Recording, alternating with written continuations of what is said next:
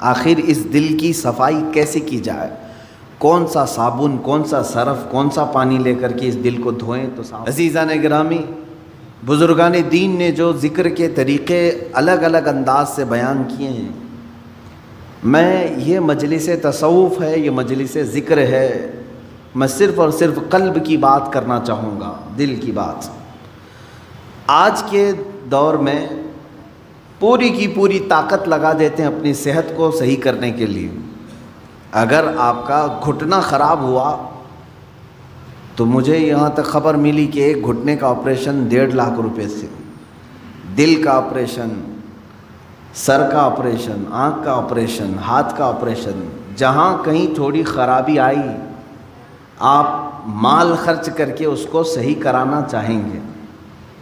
جو لا علاج بیماری ہے کینسر، سب کو معلوم ہے، اس کے باوجود بھی کینسر ہونے کے بعد کوئی خاموش بیٹھتا ہے کہ چھوڑو اب تو مرنا ہی ہے؟ علاج میں وہ بھی 2-5 لاکھ روپے خرچ کر ہی دیتا ہے، اسے معلوم ہے کہ صحیح نہیں ہوتی، کوشش کرنے میں کیا گئے۔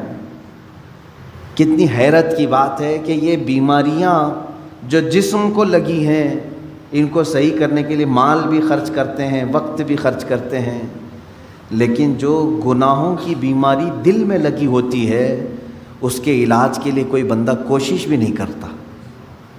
اس میں نہ پیسہ خرچ کرنے کی ضرورت ہے آپ کو، نہ ہی بہت زیادہ محنت کی ضرورت ہے۔ چند چیزیں ہیں کہ اگر قلب دھو دیا جائے تو پاک ہو جائے گا۔ دلوں کی سختی بندے کو انسان سے گرا کر جانور کے درجے پر لے آتی ہے، بلکہ جانور سے بھی بدتر۔ قرآن میں اللہ تعالیٰ نے فرمایا پہلے پارے میں، ثم قست قلوبہم من بعد ذلک فہی کالحجارۃ او اشد قسوا، لوگوں کے دل پتھر کی طرح سخت ہو گئے، نہیں بلکہ اس سے بھی زیادہ سخت ہو گئے، اللہ فرما رہا ہے۔ کچھ لوگ ایسے ہیں جن کے دل پتھروں سے زیادہ سخت ہوتے ہیں، پتھر میں کوئی چیز داخل بھی نہیں ہوتی، اندر سے کوئی چیز باہر بھی نہیں آتی۔ تو جس کا دل سخت ہو گیا ہے، ہدایت کی کوئی بات اس کے دل میں داخل بھی نہیں ہوتی اور کوئی بھی اچھی بات وہ قبول بھی نہیں کرتا، انہی لوگوں کے متعلق قرآن کہتا ہے صم بکم عمی فہم لا یرجعون۔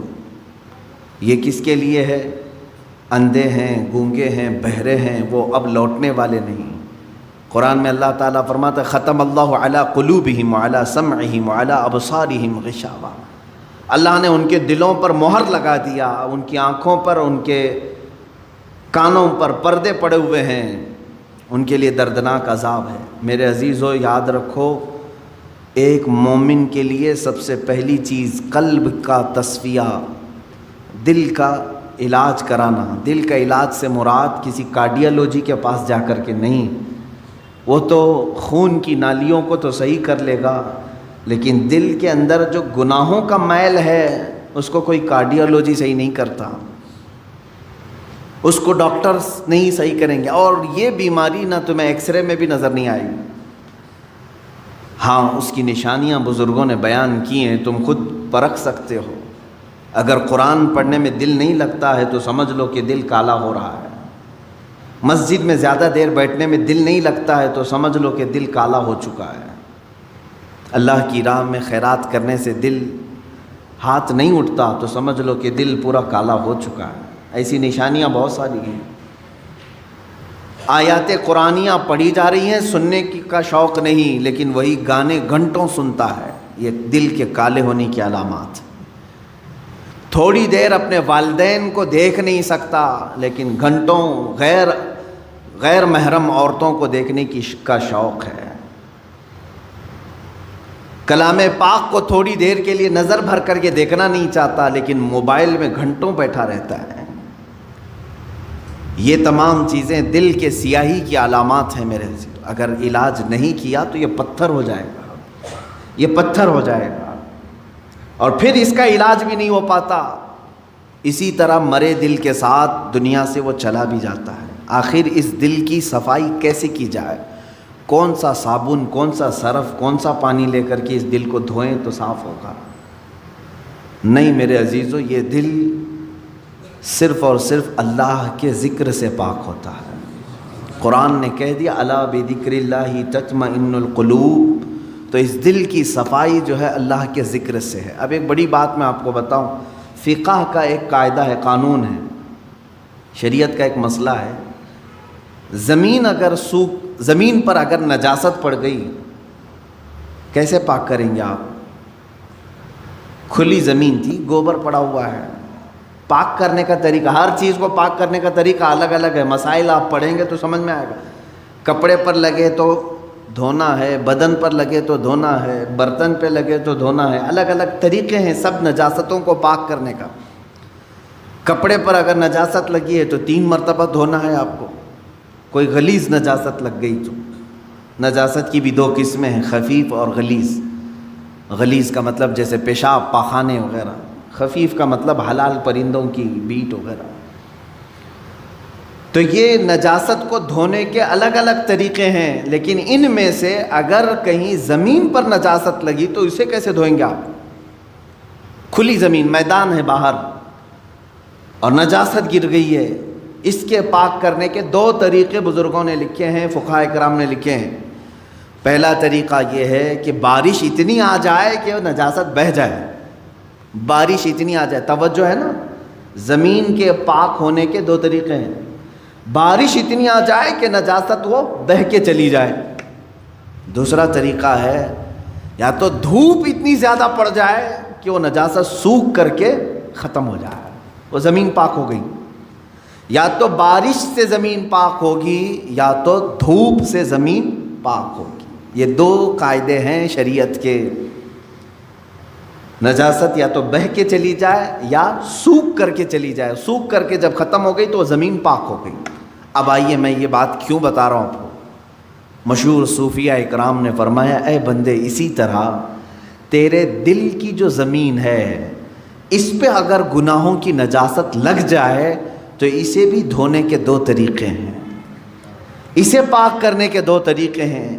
جس طرح زمین بارش کے برسنے سے پاک ہو جاتی ہے، اسی طرح تیرے دل کی زمین اللہ کے ذکر سے پاک ہوگی۔ اللہ کا ذکر برسات ہے، یہ بارش ہے، قرآن کی تلاوت بارش ہے۔ جیسے ہی بندہ ذکر کرنے لگتا ہے اس کے قلب پر اللہ کے انوار برسنا شروع ہو جاتے ہیں، وہ نجاست بہہ کے چلی جائے گی۔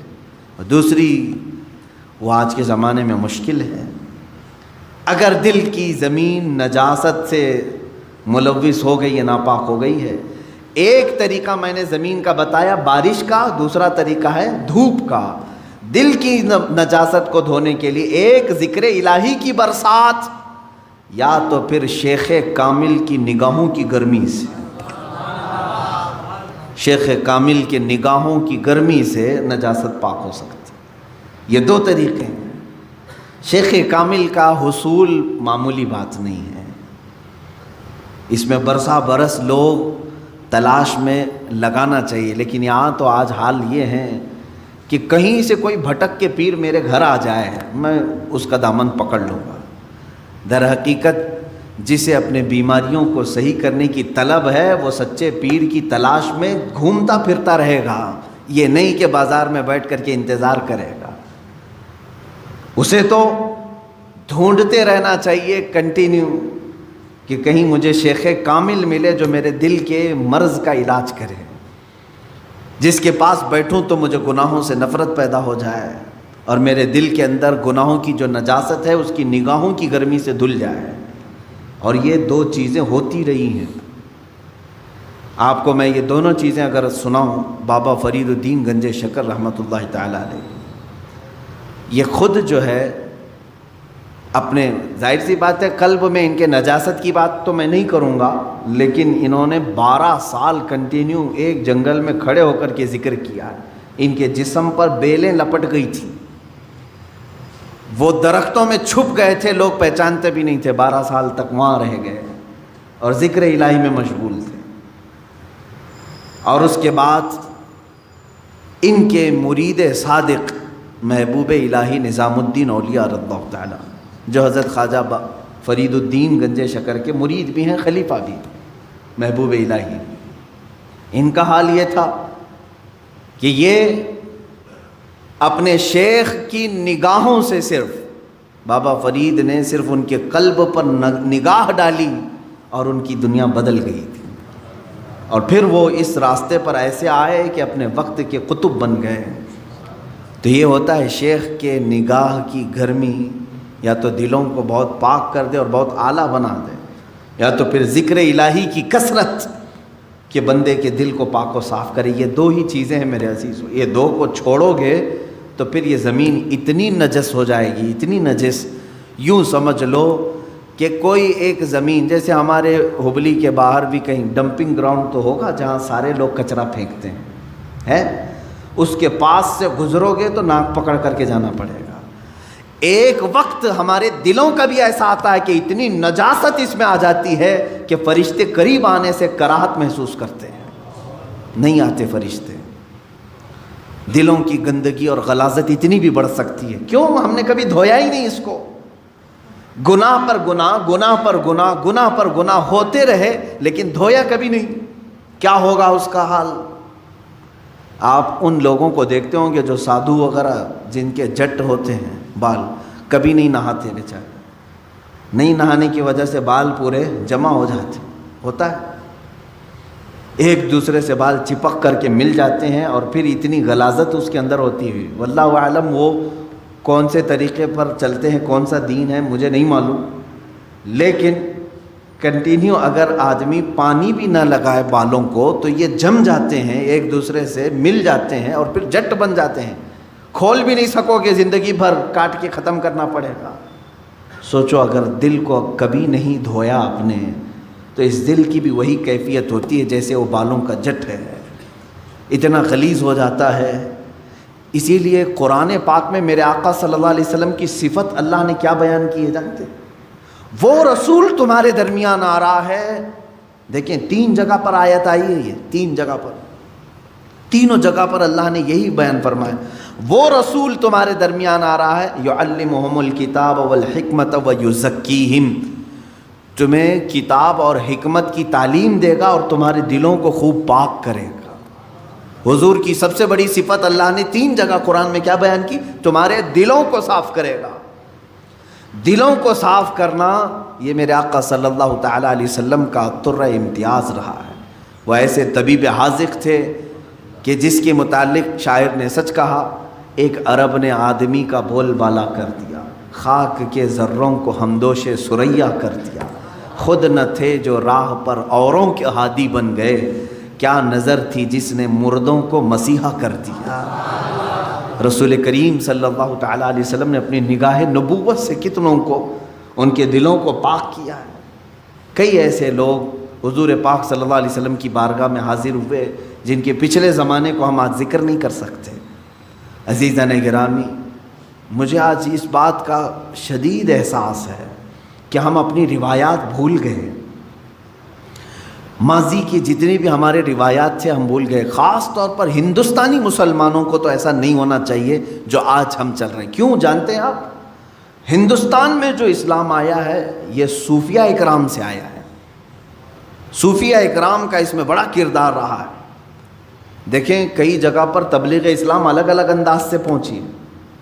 میں مانتا ہوں کہ اسلام ہندوستان میں صحابہ کے دور میں ہی آ چکا تھا، حضور اکرم صلی اللہ تعالیٰ علیہ وسلم کی حیات ظاہری میں ہی آ چکا تھا، لیکن اتنا پھیلا نہیں تھا، چند جگہوں پر تھا، لیکن کثرت سے جو پھیلا ہے وہ صوفیہ اکرام کے ذریعے سے۔ سلطان الہند سرکار غریب نواز رضی اللہ تعالیٰ، خواجہ قطب الدین بختیار کاکی رضی اللہ تعالیٰ، محبوب الہی نظام الدین اولیاء ہے، حضرت خواجہ علاء الدین صابر کلیری رحمۃ اللہ تعالیٰ، مخدومان مارارا، مخدومان کچوچھا، مخدوم علاء الدین پنڈوی، مخدوم جہانگیر اشرف سمنانی رضی اللہ تعالیٰ عنہ مجمعین، مخدوم جہانیہ جہاں گشت حضرت شاہ عالم قطب عالم، یہ وہ اولیاء کاملین ہیں جو تصوف کے راستے سے اسلام ہندوستان میں لائے۔ اب یہاں ان کا طریقہ کار کیا ہوتا تھا جانتے ہیں آپ؟ دیکھیں ہم بہت چینج ہو چکے آج، ہم جو ہے صرف چھلکوں پر رہ گئے اور مغز کو چھوڑ دیا، ہم نے چھلکے ہمارے پاس رہ گئے اور مغز کو چھوڑ دیا۔ ہم آج جلسے اور تقریروں میں ہیں، لیکن یہ تقریریں کس لیے ہوتی تھی جانتے ہیں آپ؟ ایک بھولے بھٹکے بندے کو قریب کر کے سمجھا کر کے اس کو ذکر الہی کی طرف لانے کے لیے تقریر ہوتی تھی. ابھی جیسے اس سنت پر ادا کرنے کے لیے میں کھڑا ہوں, ابھی ہمارے ذکر کی مجلس ہونا ہے, میں اس ذکر کی مجلس کے تک آپ کو پہنچانے کے لیے بیان کر رہا ہوں. تو صوفیہ اکرام کے جو بیانات ہوتے تھے اسی لیے ہوتے تھے. اب بیانات رہ گئے, ذکر ختم ہو گیا. تصوف کی روح تھی وہ غائب کر دیا. خانقاہیں ہیں آج بھی, خانقاہوں میں سے یہ سارے ریت رواج ختم کر دیے گئے, کیونکہ بہت سارے خانقاہ الا ماشاء اللہ, سب کی بات نہیں کرتا ہوں, اب خامخواہ ہو گئے ہیں. پیر پیر بنے ہوئے ہیں, منگل بنے ہوئے ہیں. وہاں پر صرف پیروں کا حال یہ ہے دیکھا. پھر آپ یہ سوچتے ہوں گے کہ پیروں کا ٹاپک پھر شروع ہوا, اس لیے کہ نقصان بھی انہی سے ہو رہا ہے. جتنا فائدہ مشائخ اور پیران اعظام سے دین کو ہوا ہے اتنا نقصان بھی ان سے ہوتا ہے. اس کے لیے مجھے بتانا ضروری ہے. اگر ایک ڈاکٹر کسی مریض کا علاج کرتا ہے اور دوسرا ڈاکٹر مریض کو موت کے گھاٹ اتارتا ہے تو مجھے بولنا ضروری ہے کہ یہ ڈاکٹر موت کا کنواں بن جائے گا, یہ ڈاکٹر تیری صحت کا طبیب ہے. اسی طرح سے میں اس ٹاپک پر گفتگو کرتا ہوں میرے عزیز, ورنہ مجھے پرسنلی کسی بھی پیر سے اس طرح کی الرجی نہیں ہے کہ میں اس کو بار بار یہاں پر لاؤں. جو پیر ہے نہیں ہم تو اس کو خاطر میں لاتے بھی نہیں, لیکن جو لباس اوڑھا جاتا ہے اس کے لیے میں کہتا ہوں سب جگہ اکثر خانقاہوں میں لینا بینک ہے, اور جو آئے وہ سب وہاں جمع کرے, اس کے علاوہ کچھ بھی نہیں. سب ان کا سارا مال دولت ساری چیزیں اس پر قبضہ کر کے سانپ کی طرح کنڈلی مار کر بیٹھ جائے, یہ پیر ہے. آؤ میں تمہیں بتاؤں, ماہرہ مطہرہ میں اعلیٰ حضرت جہاں سے بیعت ہوئے تھے 12 سال تک مجاہدہ کراتے تھے خانقاہ میں رکھ کر کے, تب خلافت دیتے تھے.